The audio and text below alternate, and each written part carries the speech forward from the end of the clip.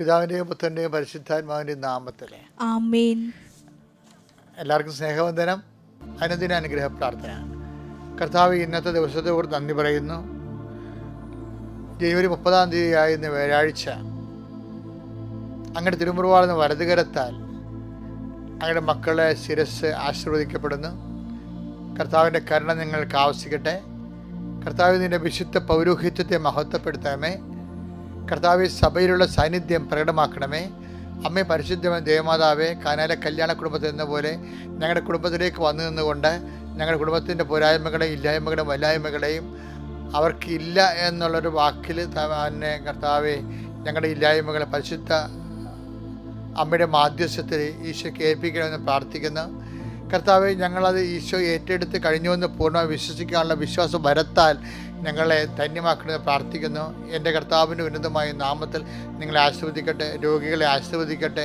പീഡിതരെ ആശീർവദിക്കട്ടെ. കർത്താവിൻ്റെ ഉന്നതമായ നാമത്തിൽ അസ്ഥിരോഗങ്ങളുള്ളവർ, മാനസിക വിഭ്രാന്തികളുള്ളവർ, ഉറക്കമില്ലാത്തവർ, നടക്കാൻ പറ്റാത്തവർ, കർത്താവ് കുഴഞ്ഞിരിക്കുന്നവർ, അതുപോലെ തന്നെ പ്രഷറിൻ്റെ അസുഖമുള്ളവർ, ചില കുഴഞ്ഞ് വീഴുമെന്ന് തോന്നുന്നവർ, എപ്പിലെപ്സി രോഗികൾ, ചുഴൽ രോഗികൾ, അപസ്മാര രോഗികൾ കർത്താവിൻ്റെ നാമത്തിൽ സ്പർശിക്കട്ടെ. കർത്താവിൻ്റെ വിശുദ്ധമായ രക്തം നിങ്ങളുടെ സ്ഥിരത്തിൽ തളിക്കപ്പെട്ട മാരക രോഗങ്ങൾ, ഡോക്ടർ മരണം വരെ മരുന്ന് കഴിക്കണമെന്ന് പറഞ്ഞിട്ടുള്ള രോഗങ്ങൾ ഇപ്പോഴും ഈശോയുടെ ഉന്നതമായ നാമത്തിൽ കൃപാസന അൾത്താറെ ജീവനോടെ പ്രത്യക്ഷപ്പെട്ട പരിശുദ്ധ അമ്മയുടെ മാധ്യസ്ഥത്തിൽ മാരക രോഗങ്ങളും തീരാവേദികളും യേശു ക്രിസ്തുവിൻ്റെ നാമത്തിൽ മാറിപ്പോട്ടെന്ന് കൽപ്പിക്കുന്നു.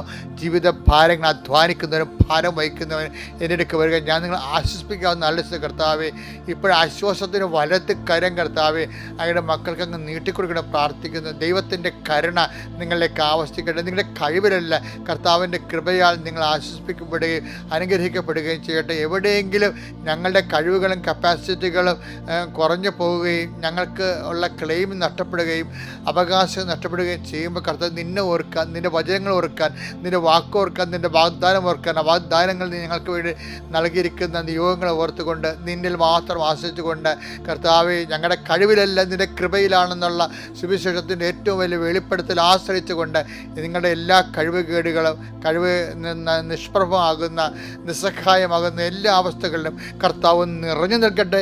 ഇന്ന് മുഴുവൻ നിറഞ്ഞു നിൽക്കട്ടെ. നിത്യപിതാവും പുത്രനും പരിശുദ്ധാത്മാവ് സർവ്വീശ്വര എന്നേക്കും ആമേൻ.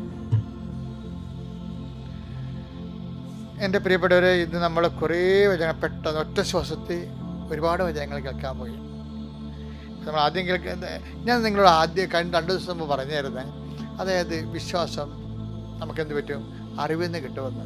അതാണ് സാക്ഷ്യങ്ങൾക്ക് പ്രാധാന്യം എന്ന് പറഞ്ഞായിരുന്നു അല്ലേ. വിശ്വാസം റോമ 10:17 വിശ്വാസം കേൾവിയെന്നും കേൾവി യേശുക്രിസ്തുവിനെ കുറിച്ചുള്ള അറിവിൽ നിന്നുമാണ്.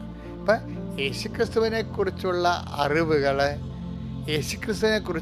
അറിവുകൾ കൂടുന്നതനുസരിച്ച് കൊണ്ട് വിശ്വാസം കൂടും. നമുക്ക് പല അറിവുകളുണ്ട്. അമേരിക്കയെക്കുറിച്ച് അറിയാം, ട്രംപിനെക്കുറിച്ച് അറിയാം. പക്ഷേ വിശ്വാസം വർദ്ധിക്കണം നിർബന്ധമില്ല. വിശ്വാസം വർദ്ധിക്കണമെന്നുണ്ടെങ്കിൽ യേശുക്രിസ്തുവിനെക്കുറിച്ച് അറിയണം. അതാണ് വിശ്വാസം കേൾവിയെന്നും. ഇപ്പം കേൾവിയെന്ന് വിശ്വാസം ഉണ്ടാകാം എന്ന് പറഞ്ഞാൽ അത് അറിവിൻ്റെ വിശ്വാസമാണ്. പക്ഷേ അറിവിൽ നിന്നുണ്ടാകുന്ന വിശ്വാസങ്ങളുണ്ടല്ലോ, ഒരു കുഴപ്പമുണ്ട് അതിന്. അറിവിൽ നിന്നുണ്ടാകുന്ന വിശ്വാസം കുറച്ച് കഴിയുമ്പോൾ ഇങ്ങനെ അടന്ന് വീഴും. എന്നാൽ ഉറക്കത്തില്ല. ഇപ്പം ചില പിഞ്ചുകളെന്ന് പറയും. എനിക്ക് പണ്ട് ഈ മത്ത വളർത്തുന്ന ഒരു പരിപാടിയുണ്ട്. മത്തക്കുരു കുഴിച്ചിട്ടിട്ട് ഞാൻ എല്ലാ ദിവസവും കുഞ്ഞുനാളിൽ അതിൻ്റെ കൂടെ പോകും.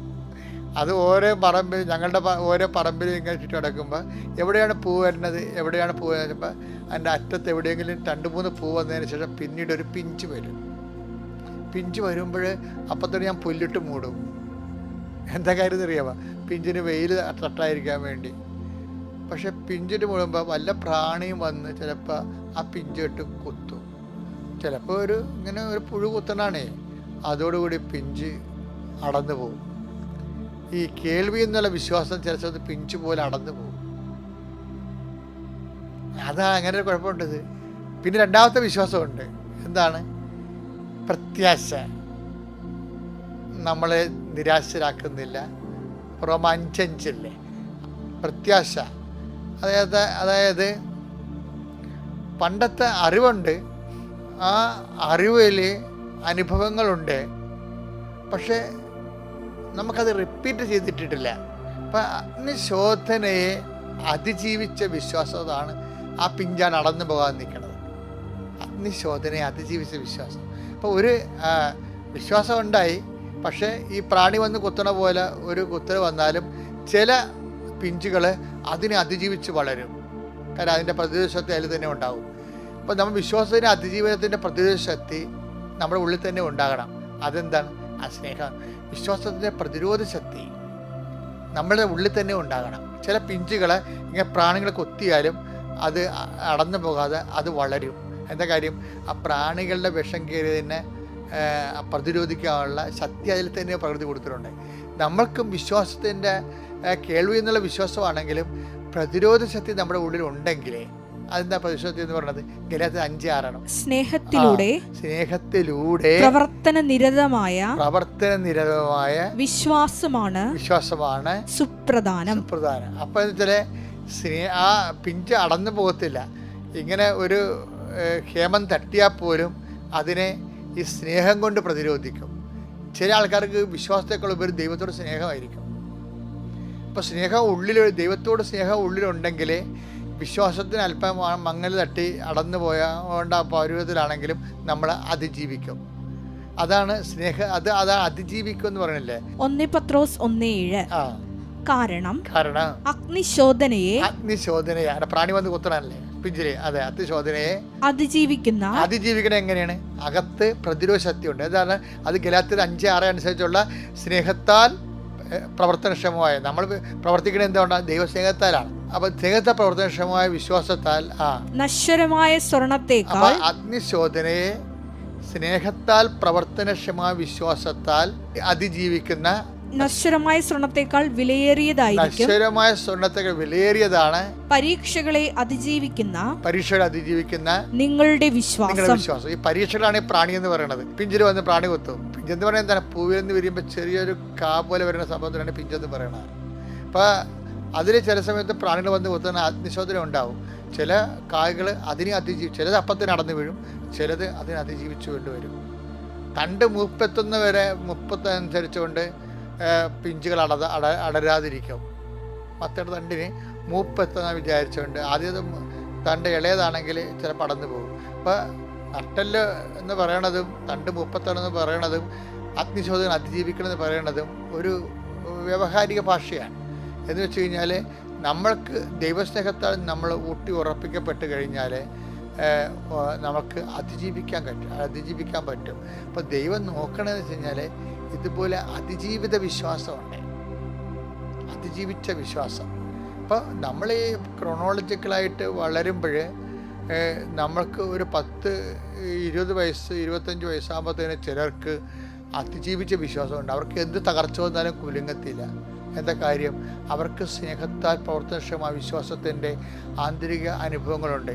എൻ്റെ ദൈവം ഇതെവിടെയെങ്കിലും കൊണ്ടുപിടിച്ച് കെട്ടും, ഞാൻ വിഷമിക്കാൻ അനുവദിക്കത്തില്ല, അവന് നിർമ്മലൻ അഴിഞ്ഞു പോകാൻ അനുവദിക്കത്തില്ല എന്നൊക്കെ പറയത്തില്ല. അത് അനുഭവമാണ്. സങ്കീർത്തനം 16:10 അവിടുന്ന് എന്നെ പാതാളത്തിൽ തള്ളുകയില്ല, അങ്ങയുടെ പരിശുദ്ധൻ ജീർണിക്കാൻ അനുവദിക്കുകയില്ല. അത് വലിയ പ്രത്യാശയാണത്. അത് സ്നേഹത്താൽ പ്രവർത്തനക്ഷമമായ വിശ്വാസത്തിൽ നിന്ന് ഒരു വ്യക്തി നേടിയെടുക്കുന്ന പ്രത്യാശയാണ്. അത് വിശ്വാസം പ്രത്യാശയാൽ പരിപുഷ്ടമായിരിക്കുകയാണ്. അതുകൊണ്ടാണ് തൻ്റെ നിർമ്മലൻ അഴിഞ്ഞു പോകാൻ അനുവദിക്കത്തില്ലെന്ന് സ്വയം പ്രഖ്യാപിക്കുന്നതിൻ്റെ കാരണം ഇതാണ്. സ്വയം ഉള്ളതൊരു പ്രഖ്യാപനമാണ് ശരിക്കും പറഞ്ഞാൽ. ഇതൊക്കെ പ്രാർത്ഥനകളെല്ലാം പ്രത്യാശനിർഭരമായ പ്രാർത്ഥനകൾ സുവിശേഷത്തിൻ്റെ പ്രഖ്യാപനമാണ്. ആ ജീവിതം അതിൻ്റെ വാഗ്ദാനങ്ങൾ പ്രാപിക്കുകയും ചെയ്യും, തദാനുസാരമുള്ള വാഗ്ദാനങ്ങൾ പ്രാപിക്കുകയും ചെയ്യും. അപ്പോഴേ ഓരോ നിമിഷം ദൈവം ആഗ്രഹിക്കുന്നത് അറിവിൽ നിന്ന് പ്രത്യാശയിലേക്ക്, നിൻ്റെ വിശ്വാസം അറിവിൽ നിന്ന് പ്രത്യാശയിലേക്ക്, വിശ്വാസം പ്രത്യാശയിൽ നിന്ന് ദൈവസ്നേഹത്തിലേക്ക്, ദൈവസ്നേഹത്തിൽ നിന്ന് അനുഭവത്തിലേക്കും അതിജീവനത്തിലേക്കും നീ അതിജീവിച്ച് വളരണമെന്നാണ് കർത്താവ് ആഗ്രഹിക്കുന്നത്. അതിനുവേണ്ടിയാണ് ഓരോരോ നെഗറ്റീവ് ഫീലിങ്സ് അനുഭവങ്ങളൊക്കെ ജീവിതത്തിൽ വരണത്. അതിന് നിങ്ങൾ പോസിറ്റീവായിട്ടാണ് സമീപിക്കേണ്ടത്. Praise the Lord.